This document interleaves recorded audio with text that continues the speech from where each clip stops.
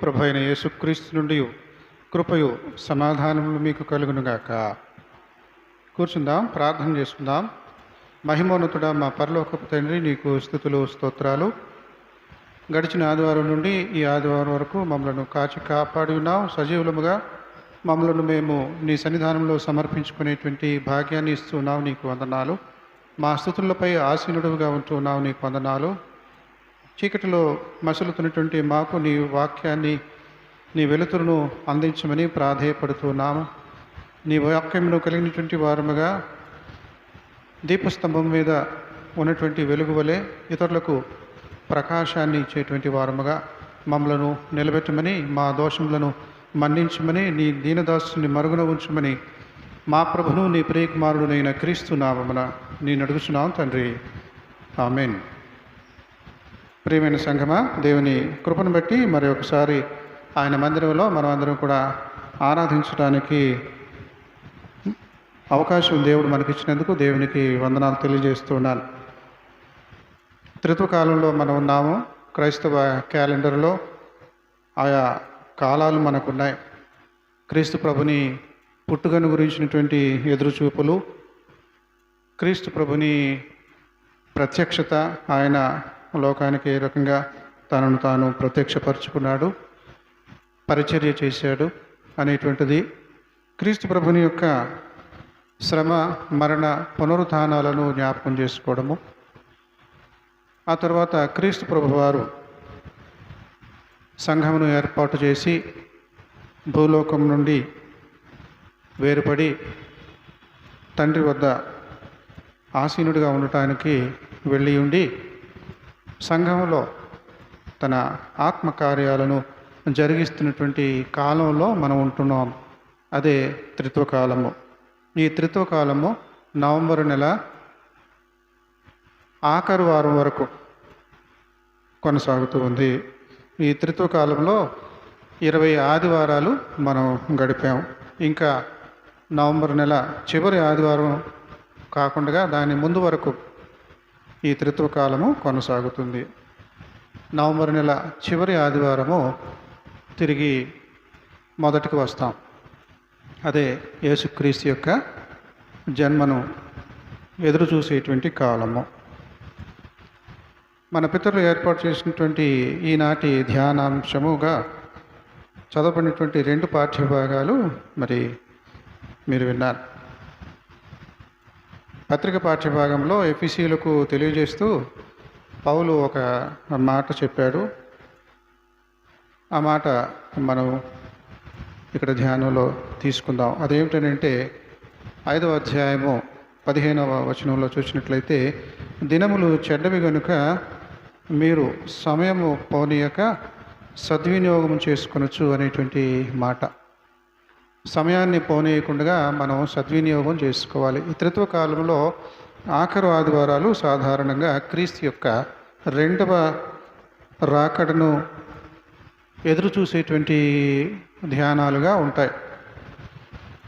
క్రీస్తు యొక్క 2వ రాకడకు సంబంధించినటువంటి ఆలోచనలతో మనం కొన్ని వారాలు గడపాలి అన్నట్లుగా మన పితరులు ఏర్పాటు చేశారు. కాబట్టి దినములు చెడ్డవి కనుక మీరు సమయమును పోనీయక సద్వినియోగం చేసుకొనొచ్చు. దినములు చెడ్డవి అంటే ఏ దినములు చెడ్డవి? ప్రసంగిలో ఏమంటాడు? దుర్దినములు రాకముందే నాకు వీటి యందు సంతోషము లేదని చెప్పు. సమయం రాకముందే నీ బాల్య దినములందే నీ సృష్టికర్తను స్మరణకు తెచ్చుకొనుము. కాబట్టి దుర్దినాలు అనేటువంటివి మన వయసు పెరిగే కొద్దీ అవి దుర్దినాలే, అది ఏ తరమైనా సరే. కాబట్టి దుర్దినములు రాకముందే సమయమును సద్వినియోగం చేసుకున్నట్టు అంటే ఇక్కడ సిద్ధపాటును గురించినటువంటి ఆలోచనతో చెప్పిన మాట. మనం సిద్ధపడాలి, టైం వేస్ట్ చేసుకోకూడదు. ఉదయం 9:30 గంటలకి రైల్వే స్టేషన్లో రైలు వస్తుంది. ఆ రైల్లో నేను ప్రయాణం చేయాలి అంటే 9:25 ఒక 5 నిమిషాల ముందే అక్కడ ప్లాట్ఫారం మీద ఉండాలి. అది సిద్ధపాటు. 9:25 ప్లాట్ఫారం మీద ఉంటే అది 9:30కు వచ్చేస్తుంది. అటువంటి సిద్ధపాటుతోనే మన జీవితంలో అనేకమైనటువంటి పనులు చక్కబెడతాం. రాజుగారింట్లో పెళ్ళవుతుంది, అందరూ సిద్ధంగా ఉండండి. రాజుగారు అందరికీ ఆహ్వానాన్ని ఇస్తున్నాడు. పెళ్లి పత్రికలు ఇచ్చేటప్పుడు ఈ రోజుల్లో మనం చూస్తాం, మరి పూర్వపు దినాల్లో ఎలా ఉన్నదో కానీ కొంతమంది సాధారణంగా పెళ్లి పత్రికతో పాటు అయిన వారికి, అందరికీ కాకపోవచ్చు, అయిన వారికి వస్త్రాలు ఇస్తారు కదా, డ్రెస్లు, చీరలు, సఫారీలు, బట్టలు, ప్యాంట్, షర్ట్లు ఇలాంటివి దగ్గర వాళ్ళకి బహూకరిస్తారు. అసలు ఇంకా చెప్పాలంటే అవే కట్టుకొని రావటం, రండి అన్నట్లుగా. పెళ్ళికి మీరు ఈ బట్టలు కట్టుకొని రండి అని సంతోషంగా పెళ్ళింటి వారు మనకు ఆహ్వానాన్ని ఇస్తారు. మనకేమో ఆ విలువ తెలీదు, ఆ ఆచారం కరెక్ట్గా మనం అది అనుసరించాం కాబట్టి తెలియదు. కరెక్ట్గా దాన్ని అనుసరించాలంటే కనుక ఆ బట్టలే కట్టుకొని మనం వెళ్ళాలి. కానీ మనకేంటంటే సరే ఇది ఇప్పుడైనా కట్టుకోవచ్చు, లేకపోతే ఇంకొక సందర్భంలోనైనా కట్టుకోవచ్చు, మొత్తానికి పెళ్ళికి మంచి దుస్తులతోనే వెళ్ళాలి అనుకొని సిద్ధపడతాం. అయితే క్రీస్తు దినాలలో ఉన్నటువంటి పెళ్ళి తతంగం అలా లేదు. అక్కడ రాజుగారు మరి పెళ్ళికి పిలుస్తూ వాళ్ళకి వస్త్రాలు కూడా పంపిణీ చేశారు. ఈ వస్త్రాలు పంపిణీ చేసినప్పుడు అందరూ అందుకున్నారు. అయితే రాజుగారి యొక్క ముహూర్తం, పెళ్లి ముహూర్తం ఎప్పుడో ఇదమిద్దంగా తెలియలేదు, ఇంకా చెప్పలేదు. కొన్ని సందర్భాల్లో కొన్ని రాజకుటుంబాలలో ఎలా ఉంటాయంటే మన సినిమాల్లో చూసినట్లుగాను టీవీల్లో చూసినట్లుగా ఉంటాయి స్టోరీలు.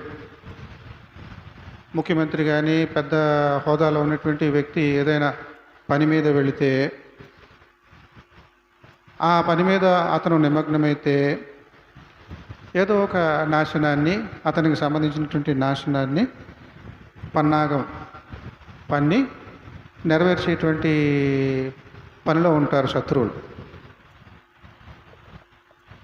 రాజుగారి ఇంట్లో పెళ్లి సందడిలో ఉన్నాడు, పలానా రోజు పెళ్ళి అని ముందే తెలిసిపోతే శత్రు రాజ్యాల వాళ్ళకి ఒక అవకాశం, రాజుగారి యొక్క సైన్యాన్ని నిర్వీర్యం చేయడానికి, రాజుగారి యొక్క ఆస్తులను కొల్లగొట్టడానికి, ఇలాంటి వాటికి అవకాశం ఇచ్చేసినట్టు అవుతుంది. అందుకనే కొన్నిసార్లు ఏం చేస్తారంటే సడన్గా చెప్తారు. అంటే పెళ్ళి అనేటువంటిది ఖాయం, కానీ ఎప్పుడు అనేటువంటిది తెలియదు. ఆ రకంగా పూర్వ దినాలలో కొన్ని సందర్భాల్లో పెళ్ళిళ్ళు జరిగేవి. ఇక్కడ ఈ రాజుగారు కూడా మరి మత్తయి సువార్త 22వ అధ్యాయంలో యేసుక్రీస్తు ప్రభువారు చెప్పినటువంటి ఆ ఉపమానము, ఆ కథలో మనం చూస్తాం. యేసు వారికి ఉత్తరం ఇచ్చుచు తిరిగి ఉపమాన రీతిగా ఇట్లా, నేను పరలోక రాజ్యము తన కుమారునికి పెండ్లి విందు చేసిన ఒకని రాజును పోలి ఉన్నది. ఆ పెండ్లి విందుకు పిలువబడిన వారిని రప్పించుటకు అతడు తన దాసులను పంపినప్పుడు వారు రానొల్లకపోయారు. విందు సిద్ధంగా ఉంది, రండి అని కబురు వెళ్ళింది. విందు సిద్ధంగా ఉంది, రండి అని కబురు వెళ్తే ఆ కబురు అందినటువంటి సమయానికి వీళ్ళు ఏం చేస్తున్నారు, వాళ్ళ సొంత పనుల్లో ఉంటూ అన్నారు.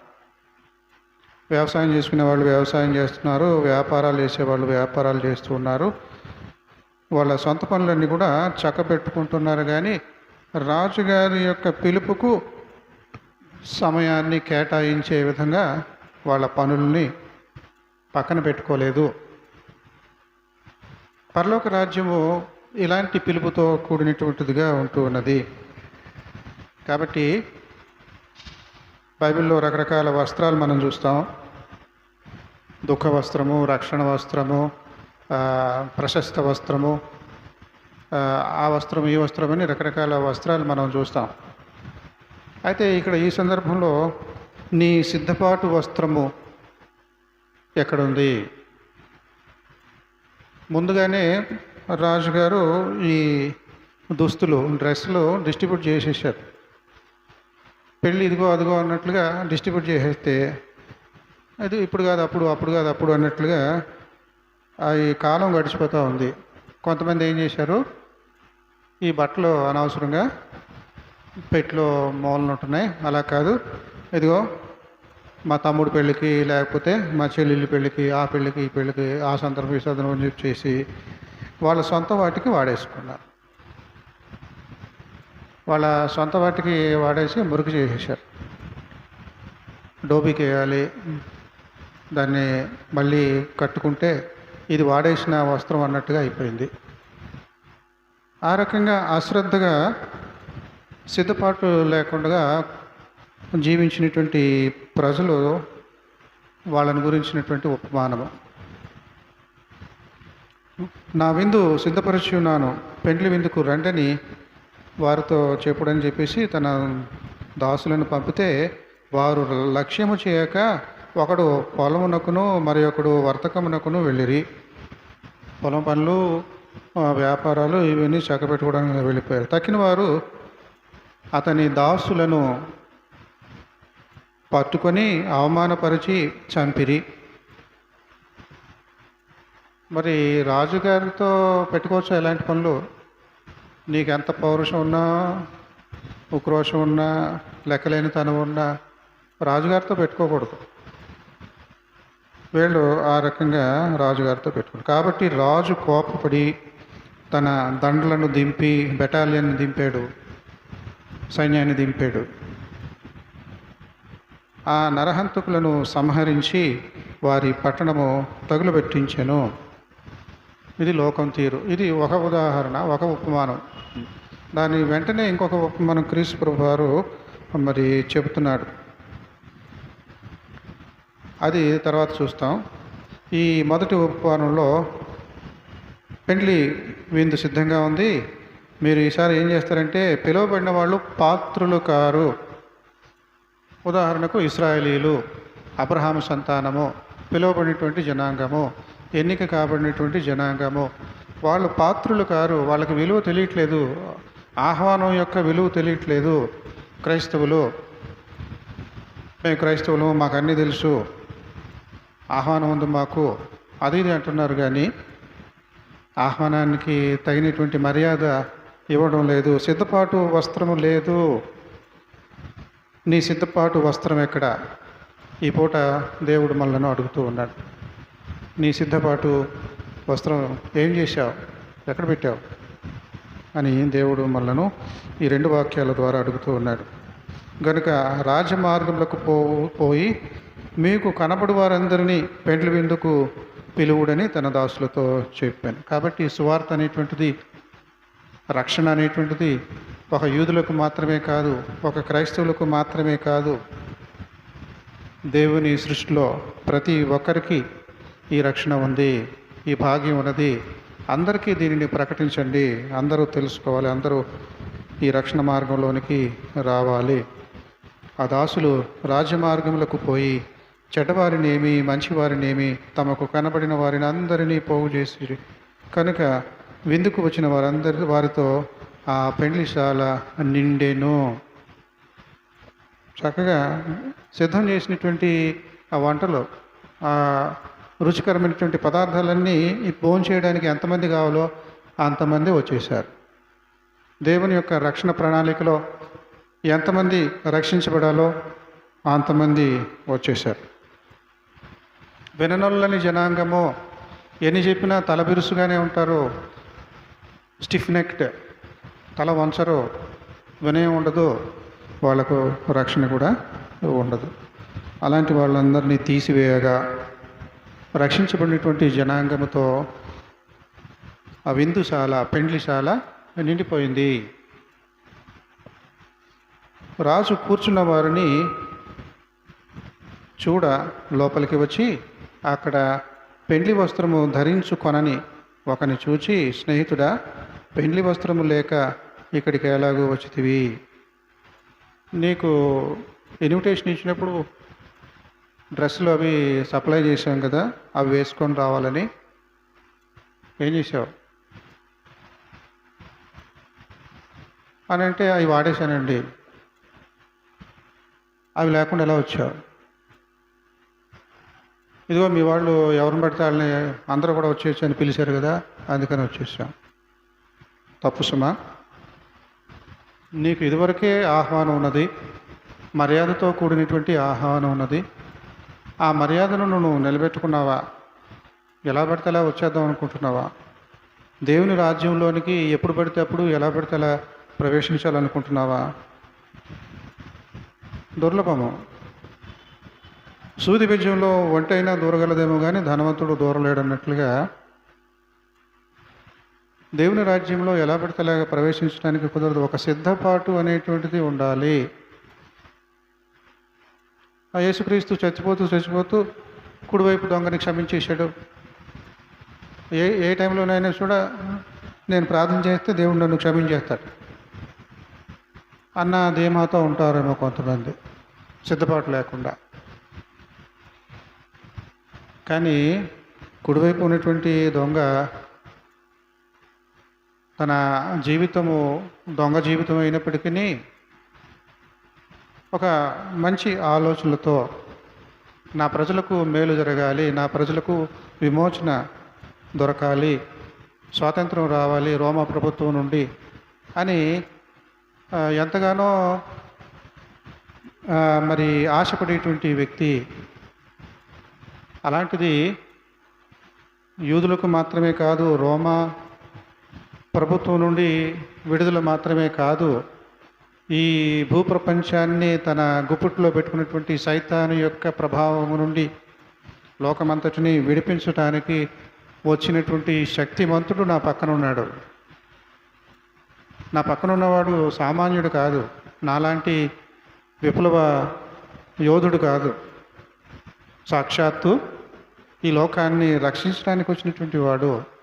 సైతాను బంధకాల నుండి విడుదల ఇవ్వటానికి, సైతాను రాజ్యం నుండి, సైతాను పాలన నుండి విడిపించడానికి వచ్చినటువంటి వాడు అని గుర్తించాడు.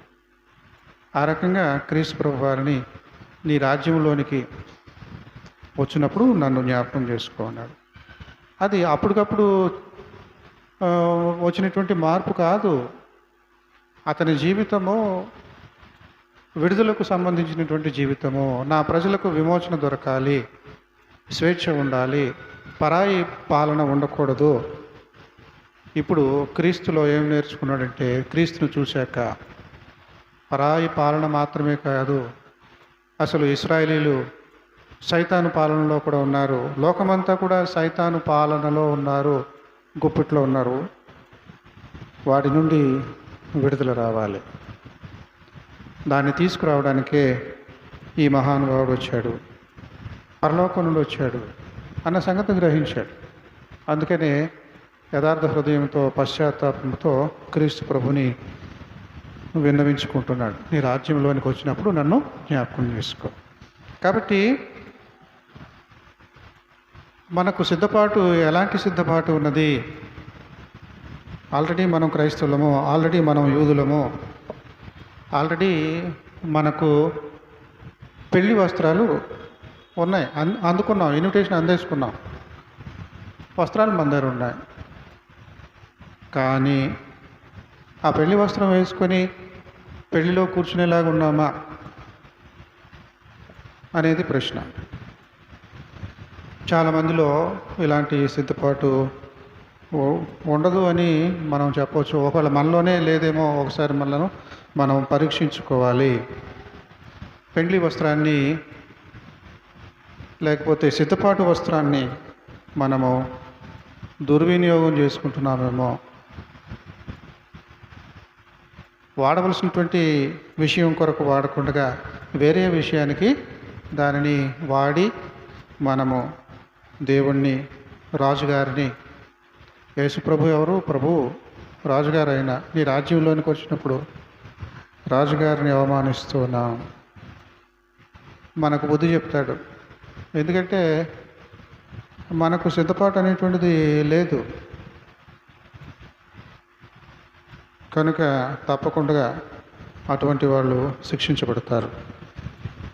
అక్కడ పెండ్లి వస్త్రము ధరించుకొనని ఒకని చూచి, స్నేహితుడా, పెండ్లి వస్త్రం లేక ఇక్కడికి ఎలాగో వచ్చితివని అడుగుగా వాడు మౌని అయి ఉండెను.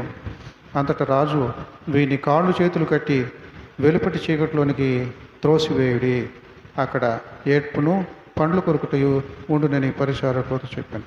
కాగా పిలువబడిన వారు అనేకులు, ఏర్పరచబడిన వారు కొందరే అని చెప్పాను. కాబట్టి మన క్రైస్తవ విశ్వాస యాత్రలో దేవుని యొక్క రక్షణ ప్రణాళిక ఎంత విశేషంగా ఉన్నది అని మనం గమనించి చూసినట్లయితే, మన దేవుణ్ణి ఎన్నో పేర్లతో, బిరుదులతో పిలవచ్చు.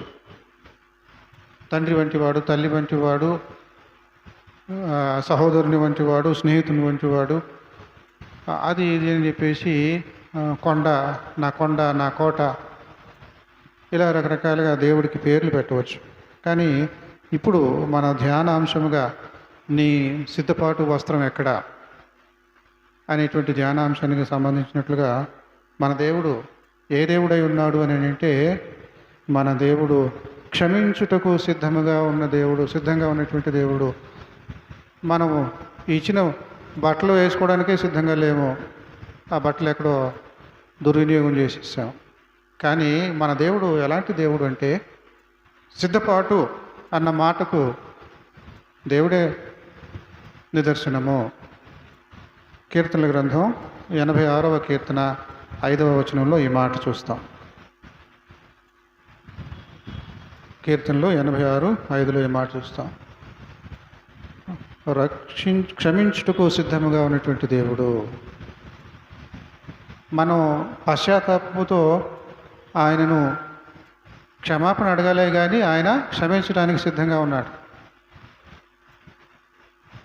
క్షమించుటకు సిద్ధంగా ఉన్నటువంటి దేవుడు, పెళ్లి విందు సిద్ధం చేసిన దేవుడు అన్నట్లుగానే ఇప్పుడు దాకా అనుకున్నాం.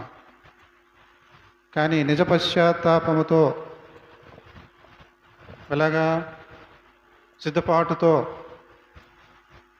కుడివైపు దొంగ ఏ రకంగా పశ్చాత్తాపడ్డాడో ఆ రకంగా మనం క్షమాభిక్ష కోరితే మనల్ని క్షమించే దేవుడుగా ఉంటూ ఉన్నాడు. యెషయా గ్రంథం 56:1లో చూడండి. యెషయా గ్రంథము 56:1, నా రక్షణ వచ్చుటకు సిద్ధంగా ఉన్నది. రక్షణ రావడానికి సిద్ధంగా ఉంది, దాన్ని అందుకోవడానికి నువ్వు సిద్ధంగా ఉన్నావా? మన దేవుడు సిద్ధంగా ఉన్నాడు, మనం సిద్ధంగా లేం. ప్రవక్తలు ఆ శ్రమలో ఉన్నటువంటి ఆనాటి ఇశ్రాయేలీలకు చెప్పినటువంటి ప్రవచన వాక్యాలు, దేవుడు మరి తన రక్షణను తీసుకురావడానికి సిద్ధంగా ఉన్నాడు. నా రక్షణ వచ్చుటకు సిద్ధంగా ఉన్నది, మరి నువ్వు దాన్ని అందుకోవడానికి సిద్ధంగా ఉన్నావా? ట్రైను 9:30కు రావడానికి సిద్ధంగా ఉంది, ఆ ట్రైన్లో నువ్వు ఎక్కడానికి సిద్ధంగా ఉన్నావా? ప్లాట్ఫారం మీద 9:25కి. మళ్ళీ మనం ప్రశ్న వేసుకోవాలి. అందుకనే మనం పొరపాటున ఉన్నటువంటి సమయాన్ని దుర్వినియోగం చేసుకోకూడదు. పౌలు ఏమంటున్నాడు? సమయమును పోనీయక సద్వినియోగం చేసుకొనుడి, ఎందుకని? దినములు చెడ్డవి కనుక. ఏ దినాలు అని అంటే, నువ్వు ఏ దినాలలో జీవించినా కూడా ఫలానా మనకు ముందు 4 తరాల వాళ్ళకు కానీ, లేకపోతే 40 తరాలు వెనకవో కానీ, లేకపోతే మన తర్వాత 4 తరాల తర్వాత వాళ్ళు కానీ అనుకోవలసినటువంటిది ఏమిటంటే, ప్రసంగి గ్రంథంలో ఇందాక చెప్పినట్లుగా, దుర్దినములు రాకముందే, నాకు వీటి ఎందుకు సంతోషం లేదని చెప్పు, దినములు రాకముందే మనము సిద్ధపాటు కలిగి ఉండాలి. సమయమును పోనీయక మనము సద్వినియోగం చేసుకోవాలి. అది పౌలు చక్కగా ఎఫెసీ సంఘానికి చెప్పినటువంటి మాటలు మనం చదువుకున్నాం. యేసుక్రీస్తు ప్రభువారు మొదటి రాకడ అంటే పుట్టినప్పుడు, ఆ మొదటి రాకడప్పుడు సిమియోను చేతిలో పసిబిడ్డగా ఉంటాడు. తల్లిదండ్రులు యెరూషలేము దేవాలయానికి తీసుకుని వచ్చి సున్నతి చేసి దేవునికి, యేసుక్రీస్తుకు పేరు పెట్టడానికి తీసుకుని వచ్చినప్పుడు అక్కడ దైవజనుడు సిమియోను ఉంటాడు. క్రీస్తును చూసి చాలా సంబరపడతాడు. ఎందుకంటే ఎంతోమంది ఎన్నో తరాలుగా ఈ రక్షకుని కోసం ఎదురు చూస్తూ ఉన్నారు. కనులారా చూడాలని ఇంత గొప్ప రక్షణ నేను కనులారా చూసినందుకు నాకెంతో నేను ధన్యుడను అని చెబుతూ ఆ చెప్పినటువంటి మాటల్లో ఒక మాట ఏమంటాడంటే, నీవు సకల జనుల ఎదుట సిద్ధపరిచిన నీ రక్షణను నేను కనులారా చూచితిని. లూకాసు వార్త 2వ అధ్యాయము 32వ వచనంలో చూస్తాం. సుమియోను చక్కగా యేసుక్రీస్తు విషయమై సంతోషంతో చెప్పినటువంటి మాట లూకా 2:32. నీవు సకల జనుల ఎదుట సిద్ధపరిచిన నీ రక్షణ. యేసుక్రీస్తు ఎవరు అనంటే పరలోకపు తండ్రి సిద్ధం చేసినటువంటి రక్షణగా ఉంటూ ఉన్నాడు. దాన్ని అందుకునేటువంటి ఇంగిత జ్ఞానం మనకు ఉండాలి. అశ్రద్ధ చేయకూడదు. దినములు చెడ్డవి కనుక మనము జాగ్రత్త కలిగి ఉండాలి. సద్వినియోగం చేసుకోవాలి. సమయాన్ని పోనీయక సద్వినియోగం చేసుకోవాలి.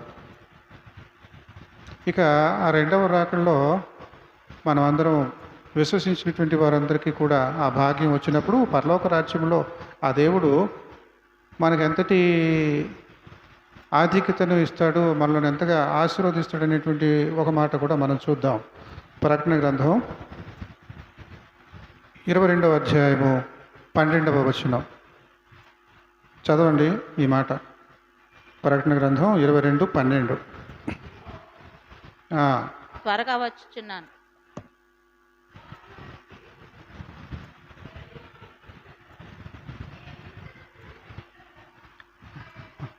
చాలు. ప్రతివానికి ఇచ్చుటకు నేను సిద్ధం చేసిన జీవము నా యొద్దనున్నది.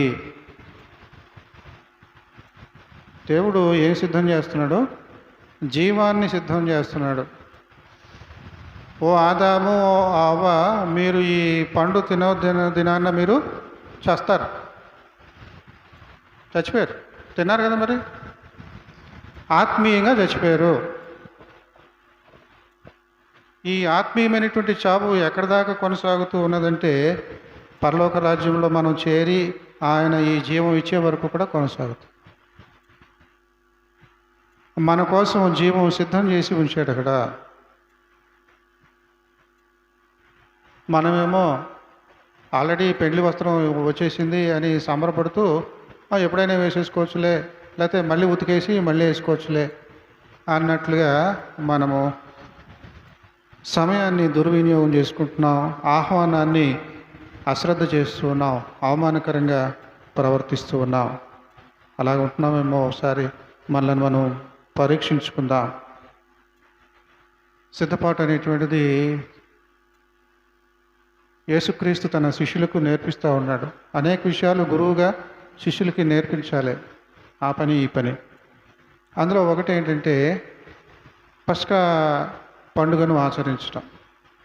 పస్కా పండుగను ఆచరించడానికి క్రీస్తు ప్రభువారు తన శిష్యులకి పనులు పురమాయించాడు. ఆ మాట ఒకసారి చూడండి. మార్కు సువార్త 14వ అధ్యాయము 16వ వచనం. మార్కు 14:16. క్రీస్తు శిష్యులు పస్కాను సిద్ధం చేశారు. ఆ పస్కా విందు ఎక్కడ చేశారు? మేడగది మీద మరి పస్కా విందును ఆరగిస్తారు. అదే ఇంకా ఆఖరు భోజనము యేసుక్రీస్తుతో.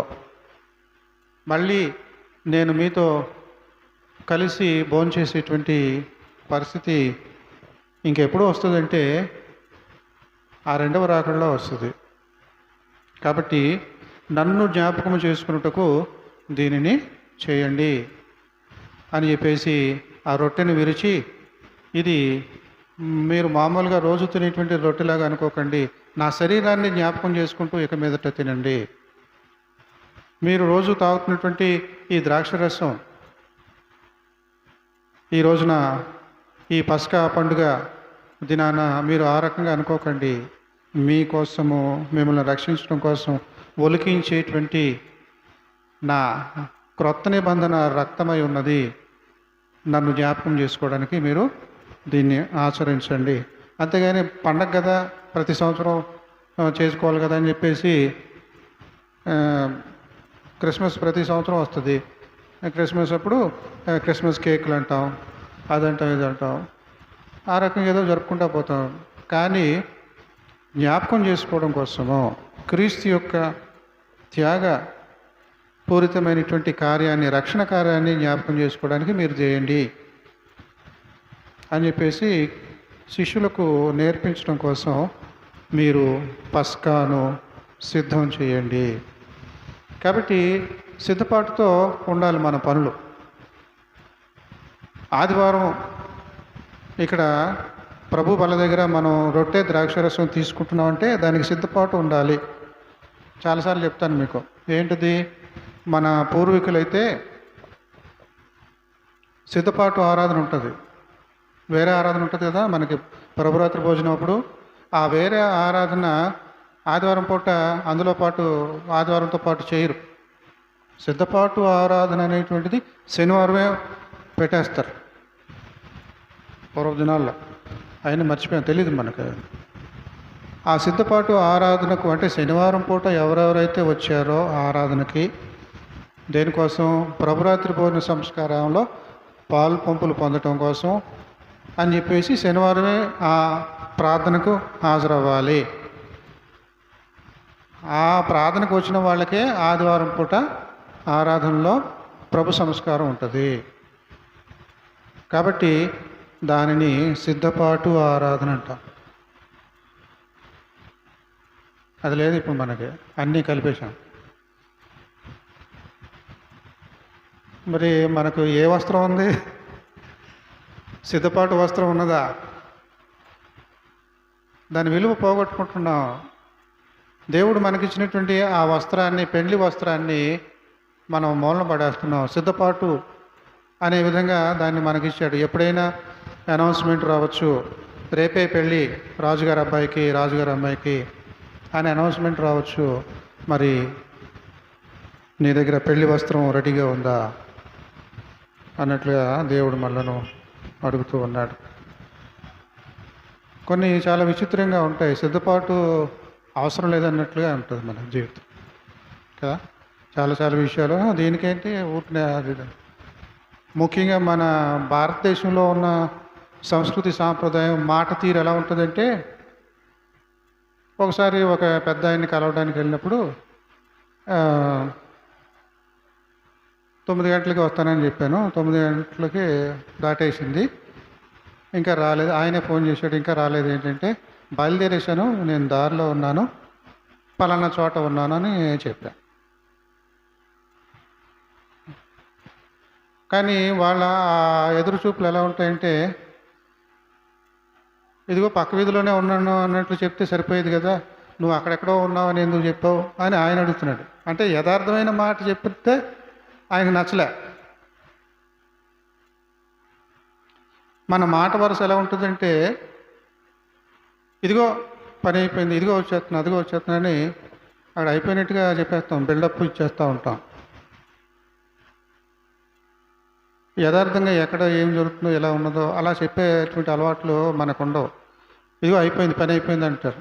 అక్కడ గంట పని ఉన్నా ఇంకెంత 5 నిమిషాల్లో అయిపోయి 5 నిమిషాలకి గంటకి ఎంత తేడా ఉంది? కానీ చెప్పేటప్పుడు ఏమంటారు? ఇదిగో 5 నిమిషాల్లో అయిపోద్ది అంటారు. అలా ఉంటాయి. కాబట్టి సిద్ధపాటు అనేటువంటిది ఒక్కోసారి మనకు దాని తీవ్రత తెలియదు, దాని సీరియస్నెస్ అనేటువంటిది తెలియదు. నోవాహు దినాలలో జలప్రళయం వచ్చేస్తుంది, ప్రకటించు అందరికీ, కనబడినోడికి అందరికీ చెప్పేస్తా అంటే చెప్పేస్తూ ఉన్నాడు. ఏమోలే అనుకున్నారు. తర్వాత అందరూ నవ్వటం ప్రారంభించారు. ఏది నువ్వు అన్నావు? వర్షం లేదు, ఏమి లేదు, వరదలు లేవు, ఏమీ లేవు. దానికి తోడు నువ్వు పెద్ద వాడ వాడ ఒకటి నిర్మాణం చేసేస్తున్నావు, కట్టేస్తున్నావు, పెద్ద వాడ రెడీ చేసేస్తున్నావు. అది చూస్తే మాకు ఇంకా నవ్వు వచ్చేస్తుందండి. సరే, ఇంకా పెద్ద నవ్వు ఏంటంటే, నువ్వు ఏ గోదావరి ఒడ్డునో లేకపోతే సముద్రం ఒడ్డునో కట్టాలి ఇది వాడ. నీటిలోకి కదా వెళ్తుంది వాడ. ఒడ్డున అదంతా వాడ కట్టి దాన్ని అప్పుడు నీళ్ళలోకి వదులుతారు. నువ్వు ఎక్కడ కడుతున్నావు ఇవాళ? ఎక్కడో దూరంగా కొండ మీద కడుతున్నాడు. కొండ మీద కడుతున్నాడు వాడ. చూసేవాళ్ళు ఏమనుకుంటారు? భద్రాచలం ఎక్కడుందో చూడండి, లేకపోతే హిమాలయ పర్వతాలు ఎక్కడున్నాయో చూడండి, అక్కడ కడుతున్నాడు. చూసేవాళ్ళకి అందరికీ వెకిరింతలాగా ఉంది. తన సిద్ధపాటు వేరు. చాలామంది జీవితాల్లో సాధించేవాళ్ళు ఇది ఏంటి పిచ్చిగా ఏదో చేస్తున్నాడు, అది చేస్తున్నాడు అన్నట్టుగా ఉంటాయి. దాని వెనుక ఎంత సిద్ధపాటు ఉంటుంది, ఎంత కృషి ఉంటుంది, ఎంత ఏకాగ్రత ఉంటుంది అనేటువంటిది మనం గమనిస్తూ ఉండాలి. ఆత్మీయంగా క్రీస్తు యొక్క రాకడ కోసం నోవాహులాగా ఏమన్నా మనం ఏమైనా చేయగలుగుతున్నావా? అందరూ వెక్కిరించే వాళ్ళ చుట్టూ అందరూ వెక్కిరిస్తూ ఉంటారు. పిచ్చోడు ఏ నది ఒడ్డునో ఎక్కడో కట్టాలి, అది కూడా కాదు, కొండ మీద కడుతున్నాడు, వర్షాలు వచ్చేస్తా అంటాడు. ఈ భూమి అంతా కూడా మొత్తం జలమలమయం అయిపోతాయి, కొండలు కూడా మునిగిపోతాయి. అప్పుడు ఈ వాడలో ఎవరెవరైతే ఉన్నారో వాళ్ళు మాత్రమే బతికి బట్ట కడతారు, మిగిలిన వాళ్ళందరూ కూడా వరదల్లో కొట్టుకుపోతారు, చచ్చిపోతారు అని చెబుతుంటే, ఈ కొండ మీద కట్టటువంటి జలప్రలయం వస్తే ఎక్కడ కట్టాలి, నీళ్ళ ప్రక్కన కట్టాలి అని చెప్పేసి అందరూ కూడా నోవాహును హేళన చేసి నాశనం పాలయ్యారు. నేను ఎక్కలేనంత ఎత్తైన కొండపైకి నన్ను ఎక్కించు. మన ప్రార్థనలు, మన యొక్క సిద్ధపాటు ఎలా ఉండాలంటే, నేను ఎక్కలేనంత ఎత్తైన కొండపైకి నన్ను ఎక్కించు. ఎంత జలప్రలయం వచ్చినా, ఏది వచ్చినా అక్కడ రక్షణ పడవ ఉన్నది. నీ రక్షణ పడవలో నేను ప్రయాణం చేస్తాను.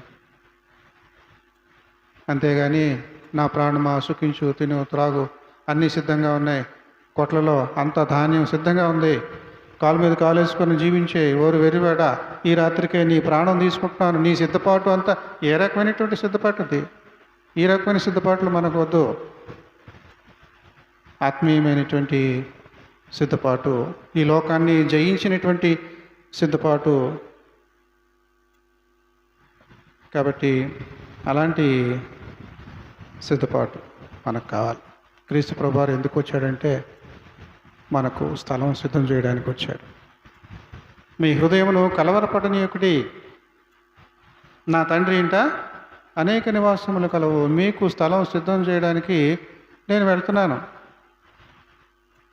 నేను ఈ లోకంలో ఉన్నటువంటి తరాలలో ఉన్నటువంటి వాళ్ళల్లో అందరిలాగా పూడ్చిపెట్టబడి, ఇక్కడ కప్పిపెట్టబడి, ఇక్కడితో నా చరిత్రను ముగించుకునేవాడిని కాదు. నేను ఎక్కడి నుంచి వచ్చానో తిరిగి అక్కడికి వెళ్తాను. మళ్ళీ తిరిగి వెళ్తున్నానంటే ఒక పని చక్కపెట్టడానికి వెళ్తున్నాను, మీకు స్థలము సిద్ధం చేయడానికి వెళ్తున్నాను. కాబట్టి మన సిద్ధపాటు ఎలా ఉన్నది? మన సిద్ధపాటు, వస్త్రము, పరిస్థితి ఎలా ఉన్నది? ఒకసారి మనల్ని మనం పరీక్షించుకోవాలి. ఆ రకంగా ఆత్మవిమర్శనం చేసుకొని మంచి సిద్ధపాటుతో ఆయన ఇచ్చేటువంటి రక్షణను, ఆయన సిద్ధం చేసినటువంటి జీవాన్ని, ప్రకటన గ్రంథం 22:12 చెప్పినట్లుగా దాన్ని మనం అందుకోవాలి. ఎందుకంటే మనలో జీవం లేదు. ఆదామవులు ఆత్మీయంగా చచ్చారు. మనం అందరం కూడా వారికి వారసులంగా ఉంటూ ఉన్నాం, వారి సంతానంగా ఉంటూ ఉన్నాం. కాబట్టి దాని నుండి విమోచించబడాలంటే రక్షణను సిద్ధం చేసినటువంటి ఆ పరలోకపు తండ్రి, త్రియేక దేవుడు, యేసుక్రీస్తు ప్రభువు, పరిశుద్ధాత్ముడు, ఆ త్రియేక దేవుని యొక్క రక్షణను మనమందరం అందుకుందాం. దేవుడి కొద్ది మాటలు దీవించిన గాక. సమస్త జ్ఞానమునకు మించిన దేవుని సమాధానం యేసుక్రీస్తు వలన మీ హృదయములకు, మీ తలంపులకు కావలియుండును గాక. దేవా నాయ